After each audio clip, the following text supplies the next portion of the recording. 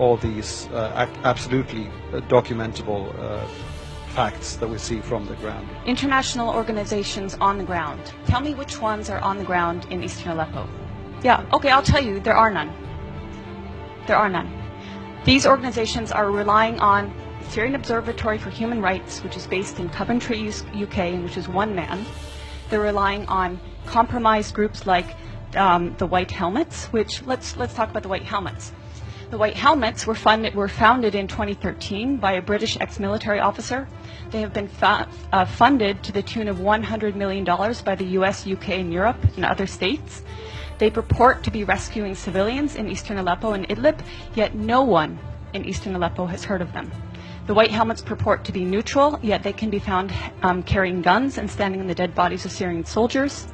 And their video footage actually contains children that have been recycled in different reports. So you can find a girl named Aya who turns up in a report in month, say, August, and she turns up in the next month in 2 different locations. So they are not credible. The SOHR is not credible. Unnamed activists are not credible. Your sources on the ground, you don't have them. The agenda of some corporate media, it is the agenda of regime change.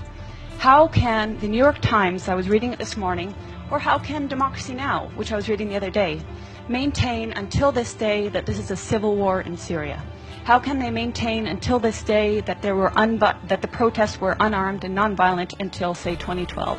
That is absolutely not true. How can they maintain that the Syrian government is attacking civilians in Aleppo when every person that's coming out of these areas occupied by terrorists is saying the opposite? While the Syrians and while the Russians adhered to the tenets of the ceasefire, but the American-led coalition itself violated the ceasefire by targeting Syrian army positions in Deir ez-Zor, killing at least 83 Syrian soldiers in a prolonged attack that lasted nearly 1 hour and which enabled ISIS to overtake that position. What you hear in the corporate media, and I will name them, BBC, Guardian, New York Times, etc., on Aleppo is also opposite of reality. And they have manufactured stories, and I can give you a precise account.